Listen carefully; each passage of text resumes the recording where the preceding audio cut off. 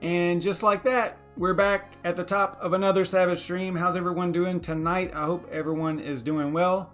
Last night, we created an asset on Ravencoin. We kind of did that at the end of the stream. At the very end, we were just kind of goofing around. And I realized that SerpentX, one of my friends and fellow YouTubers, hasn't created his Ravencoin asset yet. And right now, with the value of Ravencoin, the asset cost, you know, if you compare it to USD, is really inexpensive. It's like $10. So to create an asset that will live, you know, forever on the Ravencoin network, I think it's kind of neat. So I noticed that he didn't have one, so I was like, hey, we might as well create it. So I created the asset last night live, and I was going to just go ahead and transfer it, but I was like, you know what, I might as well record it and do a video on it just to show everybody how it's done.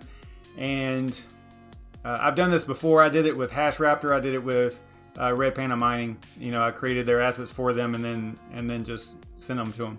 So this is not really like a reissuance, but I can show you how to reissue an asset also, which is how the exploiters from that recent discovery on Ravencoin. That's the method that they use to actually exercise the exploit and create new Ravens. So this is not part of that. This part would have been checked and rejected by the consensus code if there were Raven generated from the transaction. So it's a little bit different than what we were talking about last night. Anyway, so let's go ahead and get right into it. This was last night. On last night's video, we created SerpentXSF. I can never say it. It's SerpentX Special Forces. Okay, that's the way I'll say it. And we just created a main asset. It costs 500 Raven, which right now I think is, yeah, it's like less than $10, a little bit less than $10 for one asset to be created. So we created that, and everything was successful. I made it reissuable, and I only generated one, right? So a quantity of one. We could have done any number here all the way up to 21 billion, but the best way to do an asset, whenever you're creating an asset and your intent is to give it to someone else like this, then the best way to do it is to leave it reissuable and just give it a value of a quantity of one, so that they can then reissue it and generate as many as they want. You wouldn't want to, like in this case, it was just like a friend-to-friend kind of thing, and I wouldn't want to go ahead and put in 21 billion here, because he can't decrease that number, because you can always increase the number but never decrease. So whenever you create these assets, you got to be careful with how you do that. So it's always best, if you plan on selling whatever you're registering or trying to sell it, or you're giving it to someone else for them to do whatever they want to with it, you kind of want to make it reissuable with one as the quantity. Okay, so that's what we did last night. Man, my wallet was up here just a second ago. Where'd it go? So I had the Ravencoin wallet up. I don't know where it went. Hey, what's up, Serpent? What is up, Unknown Crypto Nemesis? What is up, Crypto Mining Lifer? Hope everyone's doing well. Hey, what's up, Unknown Crypto? Just gonna do a quick one tonight, guys. Probably gonna be less than 10 or 15 minutes. As long as I don't get distracted too much. I'm firing up my Raven wallet right now so that we can get this done.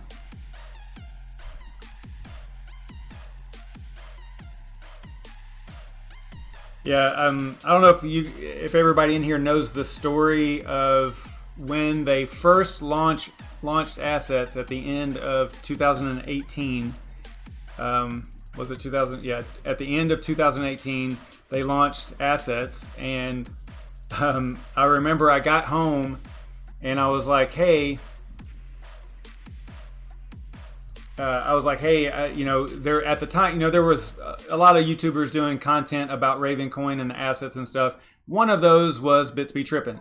And whenever I got home that day from work, I knew that it had activated sometime during the day as far as the, hey, what's up, Dan the Dane? As far as the asset layer was actually active and you could create assets. And I went on there and I checked to see if Bitsby Trippin' was already not registered, but already created, and it wasn't. And I was like, man, should I go ahead and grab this Bitsby Trippin' asset and then transfer it to him? I think at the time, I want to say that the value of Ravencoin was pretty high at the time. So it would have been, I want to say it was like $40. It would have been 40 USD to create the asset, or maybe 30. I don't remember, but I remember it being a lot more than it is right now. And Ravencoin was probably like 4 or 5 cents, I guess, at the time. But yeah, and I didn't do it. I recorded it. I've got it recorded somewhere. I could probably find it. But I didn't do it, and I probably should have. But luckily enough, he created it later on that night. He grabbed it, and I was surprised that no one, stole it from him, basically, right? Because that's what people do. This is I liken these assets on the Ravencoin network or any network kind of to like the old domain squatting that you had back in the day. Whenever people were registering all 3 character, 4 character, 5 character domain names, whatever the string of characters was, it didn't matter. They were registering all of them or some common names, right? And then they would sit on those domains until some business was created that wanted it, and then they would sell it. I think one of the highest ever domain squatting situations was hell.com, I think, something like that. I can't remember the value, but it was something astronomical that it sold for. And so that's what my point is that that's kind of what I thought was going to happen to Bitsby Trippin'. I should have grabbed it, but luckily he got it in time. So anyway, it is what it is, but I do have it recorded somewhere. It was kind of cool. All right, so here is the Ravencoin wallet. You can see here that the SERPENTX Special Forces token asset has been created here with a value or a quantity of 1, and you can tell it's the admin asset right here because it has the A in front of it, right? So you can see this is my SavageMine asset. And last night I was talking about the Brandon Coin asset. I don't know where it's at. I don't know where the admin asset is.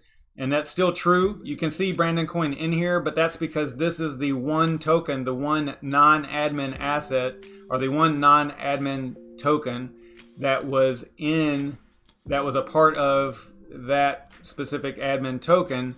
I got that part, but I just don't have the admin token, so I can't really do anything with this other than, just send it on to him. But it's not going to help him any because he can't reissue it or anything like that. This is just the token, right? So anyway, let's go ahead and do this. I've got let me get his address. He gave me his address earlier today, or last night. Make sure I got it here somewhere. All right, so what we're gonna do is just click on it. Click on the asset right here. And we are going to, if we wanted to increase the number and change it in some way, increase the quantity, this is what he would do. Once he gets it, once you get this, you'll go reissue asset and then give it a quantity of however many you want. And I encourage you to not give too many because you might change your mind later and you can't go lower. You can always go higher, right? and then how many units, like decimals, right? So you can do this and then reissue it. I think it costs a little bit. Yeah, right here. Costs 100 Raven to reissue it. So that kind of sucks, but you know, it's like $2 right now, so not terrible. All right.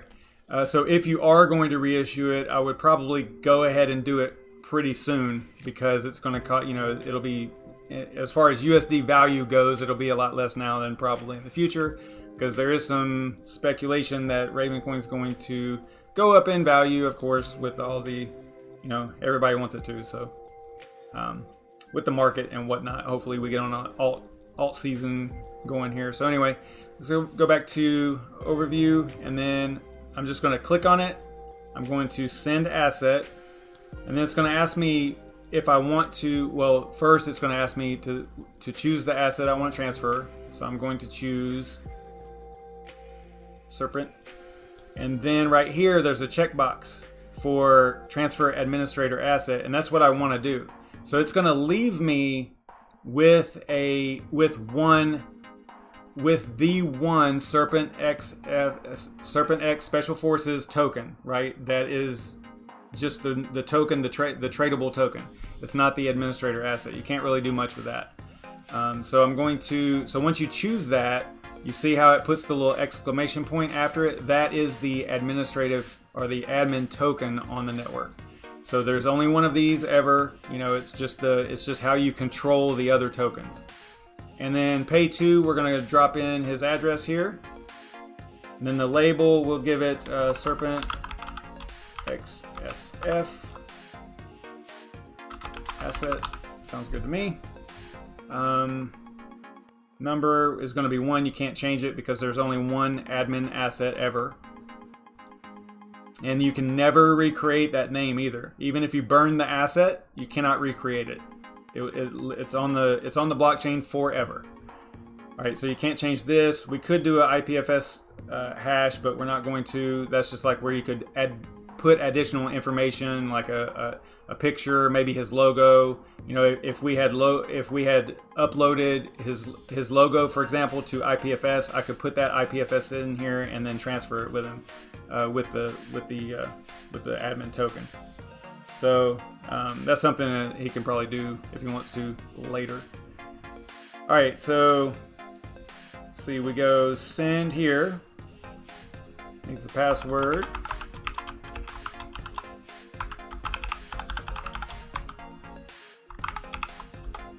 I think that's right. And it's asking, am I sure? Yep, sounds good to me.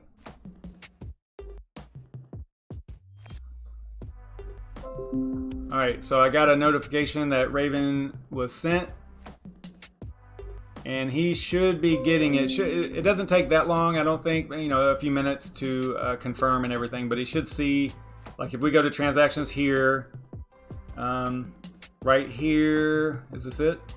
Yep. So this is the asset sent right here. You know, -1 on the admin side, right? So this is the transaction.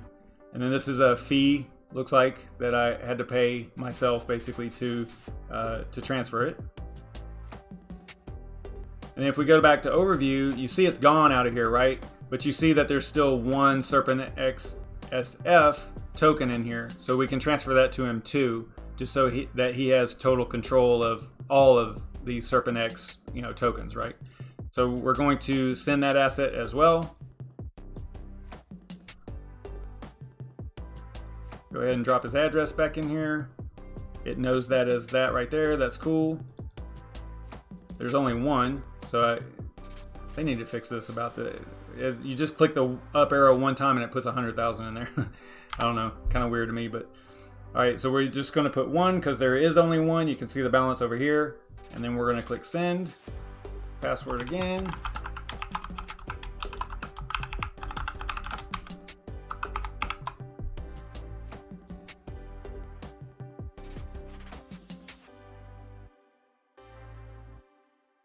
So what happened with Ravencoin was that asset, his admin asset, was in my mobile wallet, my mobile Ravencoin wallet. And the mobile Ravencoin wallet is not great, little buggy. I can kind of agree with HashRaptor on that. HashRaptor feels the same. There's definitely a way that I could get it back. I just haven't put forth a lot of effort to do it yet. But there's a way of sweeping and getting, because I did import the wallet into a desktop wallet. So I have the coins that used to be on mobile wallet. I just don't have the assets. And the assets aren't in either place. The assets aren't on the mobile wallet or on the desktop wallet. So it's just kind of out there in the ether. I don't know exactly where it's at. We saw it last night whenever we searched for it using the Explorer and all that. But yeah, so it's kind of funny. It's just kind of missing at the moment. I do have the one token though, that's for sure.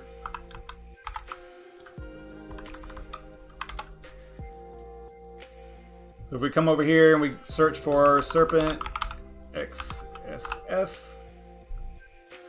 you can see right here, it's talking about the transfer.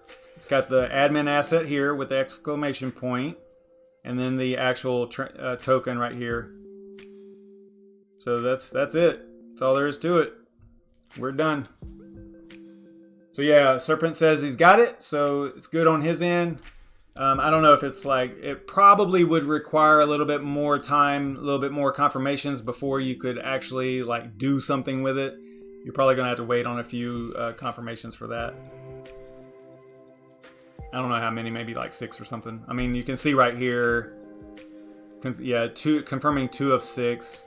So it's still got some confirmations in here. Maybe the admin, well, yeah, you're right. It looks like the admin asset is good, but the actual token that I sent you is still going. If I would have thought about this, we probably should have done the IPFS stuff too and added your logo to it. That would have been kind of cool. To show people IPFS. I do have videos on that. We did a ton of content on IPFS and assets and all that stuff. And actually, we were using Serpent, as part of the exercise or part of the scenario that we were working on. So, yeah, I've got lots of Ravencoin. I got lots of Ravencoin content on my channel here, so probably check that out if you are interested in that kind of thing. I think there's right here's a playlist. Yeah, here's a Ravencoin playlist right here. So yeah, I don't know how many videos total, but there's a bunch. And if you go back through all of them, you can see that there's some that are referring to assets and stuff. So if you're interested in that, just check it out. And that is gonna do it for me. I'm gonna try to keep my streams a little bit shorter because I'm getting yelled at. I'm getting trolled by people about having long streams. But I say it all the time. I say it all the time. I've got to condense things down a little bit better, and make them a little bit shorter. So I'm gonna try to start doing that. Used to it was real easy because Brandon Coin would go live at 10, and I'm like, okay, I got to be done by 10. So it was 9:30 to 10, and that was just it. And now that he's not going live very much or at all, it's giving me that freedom on the end to just keep on going, and I got to stop doing that. So anyway, I will see you guys tomorrow night. Tomorrow night is Crypto Fireball Friday. I don't know what content we'll cover, but I'll put something together. It should be pretty interesting. We'll probably talk about the poker stuff. The poker tournament is this Saturday at 1 p.m. Eastern time. So you got to do that for wherever you're at. It's 12 Central and 10 Pacific, I think is the way it works. Anyway, so check that out. I've got the link in the description down there for the charity poker tournament, and it should be a ton of fun. We're getting quite a few people interested now, so it's getting a little bit better, with more people getting involved. So that's good, but don't wait until the last minute because you're going to be, if you don't already have PokerStars software downloaded, then you're going to be in bad shape because in order to get into the tournament, you have to do that. You have to, there's some effort on your part to get involved. If you haven't already, downloaded PokerStars, got it installed, created an account and all that stuff. It's super easy. Don't get me wrong. It's super easy. It just don't wait until Saturday morning to do it. You follow what I'm saying? I mean, you kind of need to be prepared because you have to register for the tournament anyway for us to know that you're going to be there. And I know Crypto Mikhail is in here. We need to talk about, I need to talk about some things with Zoom to try to figure out, because I want to do this pretty slick. I want it to be interesting and make sense to people instead of each person just streaming their own desktop, because it's going to be really hard to hide our cards. I couldn't find, there's an option in PokerStars to hide your cards, but I don't think that it is what I think it should mean, what I think it means. I don't think that's what it is. So I wish that you could click to hide your cards until you put your mouse over them, for example. That would be pretty slick, because then you could just, the streamer could switch to a different camera or a different picture, look at his cards, figure out what he's got, and then go back to that. But I think there's even a better way of doing it. I need to talk to you, Crypto Mikhail, about Zoom and how configurable it is around the edges and stuff. Because right now we have less than 20 players, so it'll be probably 2 tables maybe at the most, unless a whole bunch of people rush in at the last minute. I kind of expect a few to drop in there, but I haven't even launched PokerStars today, and there was a few people that messaged me today that they had tried to register, or that they had tried to join the club. So I'll probably have a few approvals in there, but we'll know. We will know what is going on once we get a little bit closer. But I would say that we need to lock it probably 9 or 10 a.m. Eastern time. It's like the cutoff, right? We can't have people popping in there at the last minute, because I would like to configure it in a way that we know how many people are going to be streaming it, so that we can set up Zoom potentially, hopefully, in a way that makes sense, with an observed table in the middle and then the players around the edges, right? They don't have to be in the right seats or anything like that. It could be all in, just the players that are on that table are on the sides. I don't know if you can do that or not, but that's why I need to talk to you. So let's do that. Anyway, I will see you guys tomorrow night. Should be interesting. I'll try to come up with some good content, and I'll see you guys tomorrow. And I'll probably fire up poker here in a minute too. I got to talk to Crypto Mikhail, but I'll probably play some poker in the meantime or whatever. Stay savage, everybody.